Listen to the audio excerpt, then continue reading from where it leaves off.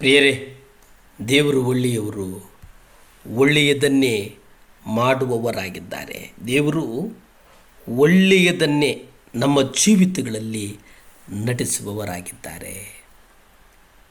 ದೇವರ ವಾಕ್ಯವನ್ನು ಬೋಧಿಸುವವರಿಗೆ ಒಂದು ಪ್ರಶ್ನೆ ಎದುರಾಗ್ತದೆ. ಏನು ಆ ಪ್ರಶ್ನೆ? ಯೆಶಾಯ 54 ನೀವು ನೋಡಿ, ಬಳಲಿ ಹೋದವನನ್ನು ಹೇಗೆ ಮಾತಿನಿಂದ ಆಧರಿಸುವೆ ಎಂಬುದನ್ನು ನಾನು ತಿಳಿಯುವ ಹಾಗೆ ಕರ್ತನಾದ ದೇವರು ಶಿಕ್ಷಿತ ನಾಲಿಗೆಯನ್ನು ನನಗೆ ಕೊಟ್ಟಿದ್ದಾನೆ. ಆತನು ಒತ್ತಾರೆಯಿಂದ ಒತ್ತಾರೆಗೆ ನನ್ನನ್ನು ಎಚ್ಚರಿಸಿ, ಸುಶಿಕ್ಷಿತರಂತೆ ನಾನು ಕೇಳುವ ಹಾಗೆ ನನ್ನ ಕಿವಿಯನ್ನು ಆತನು ಜಾಗರೂಕಗೊಳಿಸುತ್ತಾನೆ. ಪ್ರಿಯರೇ, ಇಲ್ಲಿ ದೇವರು ಹೇಳುವಂಥ ವಾಕ್ಯ ಏನಪ್ಪ ಅಂದರೆ, ಬಳಲಿ ಹೋಗಿರ್ತಾನಲ್ಲ ಅವನ ಮಾತಿಗೆ ಹೇಗೆ ಈ ಶಿಕ್ಷಿತ ನಾಲಿಗೆ ನನಗೆ ಕೊಟ್ಟಿದ್ದೀಯ ದೇವರೇ. ಕ್ರಿಸ್ತನ ಕುರಿತು ಒಂದು ಬಹಳ ಸೂಕ್ತವಾದಂಥ ಒಂದು ಪ್ರವಾದನ ವಾಕ್ಯ.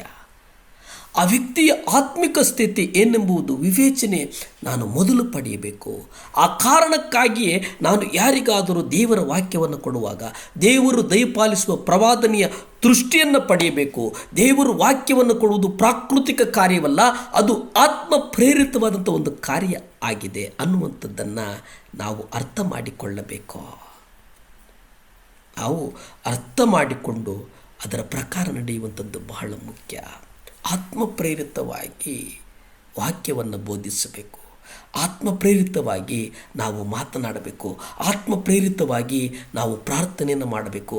ಆತ್ಮಪ್ರೇರಿತವಾಗಿ ನಾವು ಆಶೀರ್ವದಿಸಬೇಕು. ಆತ್ಮಪ್ರೇರಿತವಾಗಿ ನಾವು ಅವರನ್ನು ನಡೆಸಬೇಕು. ಆತ್ಮಪ್ರೇರಿತವಾಗಿ ಅವರನ್ನು ಗಮನಿಸಬೇಕು. ಆತ್ಮಪ್ರೇರಿತವಾಗಿ ಅವರಿಗೆ ನಾವು ಕೊಡಬೇಕು, ಕೊಟ್ಟು ಆಶೀರ್ವದಿಸಿ ಕಳಿಸಬೇಕು. ಆದರೆ ನಾವು ಯಾವುದೇ ವೇಳೆಯಲ್ಲಿ ಯಾರಿಗಾದರೂ ಕಲಿಸಬಹುದೆಂದು ಅಂದುಕೊಳ್ತೇವೆ. ಆದರೆ ಅವರ ಆತ್ಮಿಕ ಮಟ್ಟ ಅನ್ನುವಂಥದ್ದನ್ನು ನಾವು ಗಮನಿಸಬೇಕಾಗ್ತದೆ. ಬಳಲಿದ್ದವರ ಮಾತುಗಳನ್ನು ಸುಧಾರಿಸುವಂಥದ್ದು.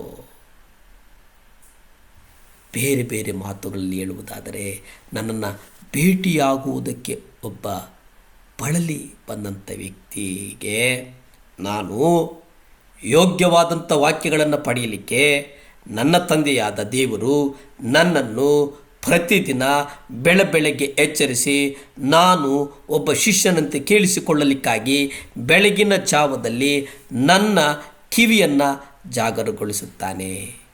ಇಲ್ಲಿ ಯೇಸು ಕ್ರಿಸ್ತನು ಹೇಳುತ್ತಿರುವುದೇನಪ್ಪ ಅಂತಂದರೆ, ತಾನು ಪ್ರತಿದಿನವೂ ಕೇಳಿಸಿಕೊಳ್ಳುತ್ತಾ ನಿರಂತರವಾಗಿ ಆಲಿಸುತ್ತಾ ತನ್ನ ಬಳಿಗೆ ಬಂದ ಜನರಿಗೆ ಯೋಗ್ಯವಾದ ವಾಕ್ಯವನ್ನು ಪಡೆದುಕೊಂಡನು ಎಂಬುದಾಗಿದೆ. ಯೋಗ್ಯವಾದಂಥ ವಾಕ್ಯ, ಯೋಗ್ಯವಾದಂಥ ವಾಕ್ಯ. ಯೋಹಾನ 8:6 ನೀವು ನೋಡಿ, ಅವರು ಆತನನ್ನು ಶೋಧಿಸುವವರಾಗಿ ಆತನ ಮೇಲೆ ತಪ್ಪು ಹೊರಿಸಬೇಕೆಂದು ಹೀಗೆ ಹೇಳಿದರು. ಆದರೆ ಯೇಸು ಅವರ ಮಾತುಗಳನ್ನು ಕೇಳದವನಂತೆ ಬೊಗ್ಗಿಕೊಂಡು ತನ್ನ ಬೆರಳಿನಿಂದ ನೆಲದ ಮೇಲೆ ಬರೆದನು. ಆತನು ತನ್ನ ತಂದೆಯ ಸ್ಪಷ್ಟ ವಾಕ್ಯಕ್ಕಾಗಿ ಕಾದಿದ್ದನು. ನಾನು ಈ ಜನರಿಗೆ ಏನು ಹೇಳಲಿ? ಈ ಬಡ ಹೆಂಗಸನ್ನು ಕಲ್ಲೆಸೆದು ಕೊಲ್ಲಲು ಬಯಸುತ್ತಿರುವ ಈ ಜನರಿಗೆ ಕೊಡುವುದಕ್ಕೆ ಯೋಗ್ಯವಾದ ವಾಕ್ಯವೇನು? ಆತನೇ.